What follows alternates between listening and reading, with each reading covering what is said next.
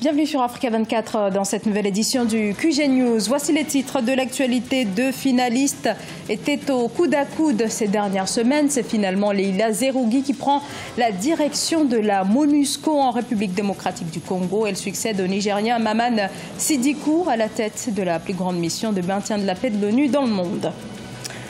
Puis au Burkina Faso, le bras de fer se poursuit entre les syndicats de l'éducation nationale et le gouvernement. Les enseignants attendent des réponses concrètes dans la revalorisation de leurs fonctions. Et bouillon de culture au Mali jusqu'au 31 décembre. La biennale artistique et culturelle fait son retour après ces temps d'absence.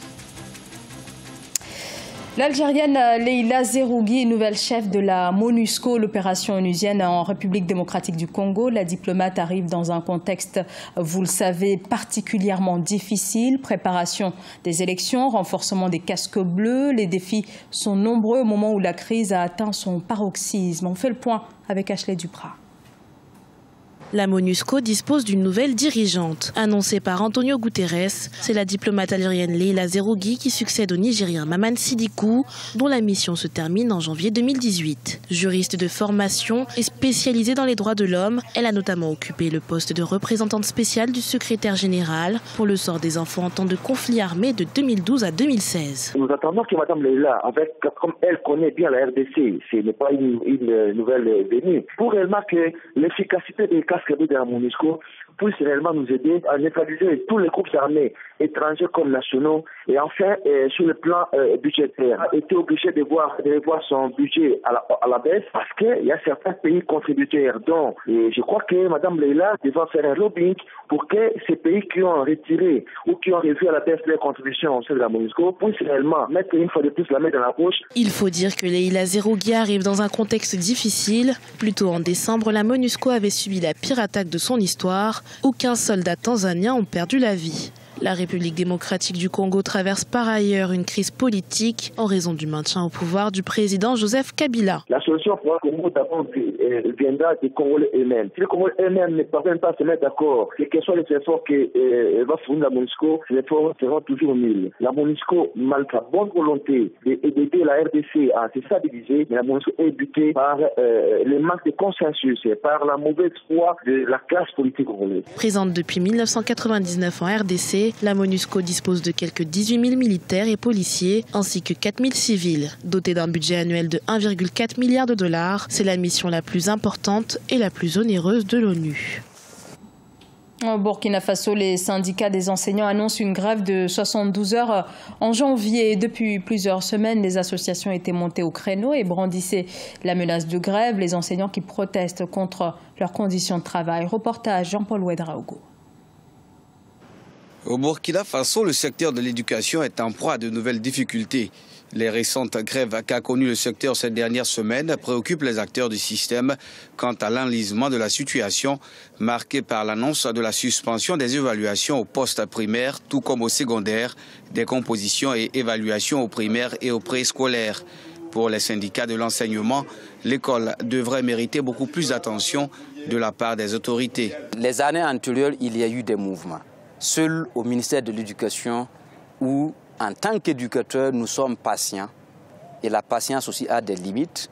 Et comme il faut aussi essayer de trouver une éducation avec des agents motivés au travail, c'est bien vrai que le salaire seul ne permet pas à l'homme de réaliser tous ces projets, mais il faut être motivé pour pouvoir produire. Une éducation certes ternie par les nombreuses réformes en attente depuis le 9 novembre 2017, date du premier préavis de grève adressé au chef de l'État.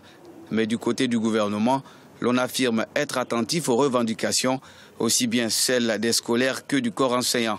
Pour rappel, 23 points de revendication sont contenus dans la plateforme de la Coordination nationale des syndicats de l'éducation.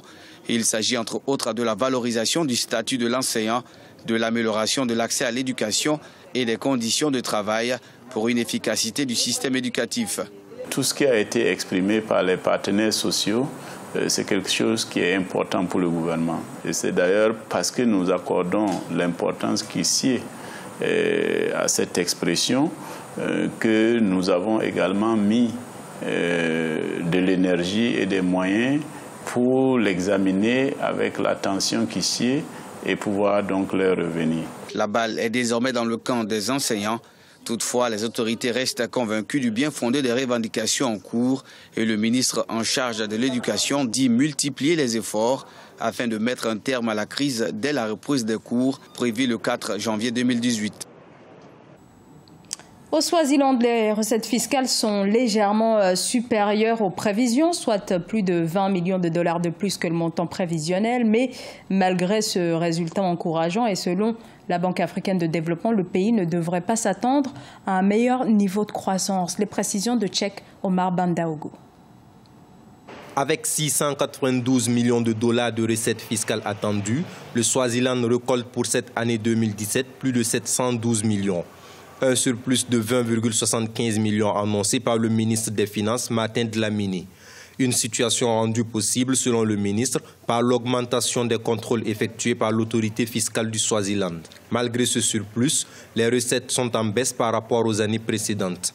Le déficit budgétaire, quant à lui, reste inchangé pour l'année 2018, 8,1% du produit intérieur brut. Outre le déficit budgétaire, la BAD, Banque africaine de développement, estime que la croissance économique, en baisse de 0,6% en 2016, ne devrait pas s'améliorer durant l'exercice 2017-2018. On prévoit pour 2017 et 2018 une lente reprise avec une croissance qui restera contenue entre 1,4% et 2,3%. Ceci sur la base d'une amélioration des rendements agricoles due à des conditions météorologiques plus clémentes, notamment à des pluies normales ou supérieures à la normale pendant la saison des semis de la campagne 2016-2017. Selon la Banque africaine de développement, la diminution des recettes douanières est en partie imputable à l'Union douanière de l'Afrique australe. Ce déficit budgétaire s'accompagne aussi de la baisse de la production agricole. Ce ralentissement reflète un effondrement du secteur primaire imputable à un recul de la production agricole résultant d'une sécheresse provoquée par le phénomène El Niño. Les rendements des cultures pluviales, en particulier le maïs et le coton, et des cultures irriguées, principalement la canne à sucre, ont considérablement baissé. Même si l'union douanière semble affaiblir l'économie du Swaziland, elle est beaucoup plus avantageuse pour le pays. 85% de ses importations proviennent de l'Afrique du Sud et près de 60% de ses produits sont exportés vers ce même pays. Avec un PIB par habitant d'environ 3 000 $, le Swaziland est classé parmi les pays à revenus intermédiaires inférieurs. La biennale artistique et culturelle se tient jusqu'au 31 décembre à Bamako. La manifestation met en compétition les différentes régions du Mali dans des disciplines comme la musique, la danse ou encore le théâtre. Et après 7 ans d'absence, beaucoup d'effervescence pour le grand retour de cet événement qui sert à magnifier les cultures. Reportage de notre correspondant sur place, Mokhtar Bari. Du 24 au 31 décembre 2017 se tient à Bamako, au Mali, la biennale artistique et culturelle autrefois appelée Semaine de la jeunesse, créée en 1962. Cette compétition met aux prises les différentes régions du Mali sur les disciplines comme la musique, la danse, le théâtre et le chant. Après 7 ans d'absence, la thématique de la paix a été retenue. C'est une très bonne chose parce que ça crée le brassage, ça crée la cohésion entre nous.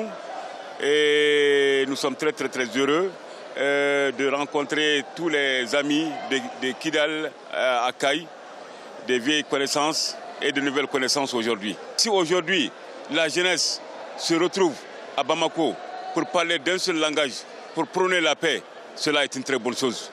Pépinière de talent, l'événement sert à magnifier les cultures des différentes populations du pays. Pendant une semaine, 700 jeunes venus des 10 régions du Mali se mesurent au Palais de la Culture Amadou Hampâté-Bâ de Bamako.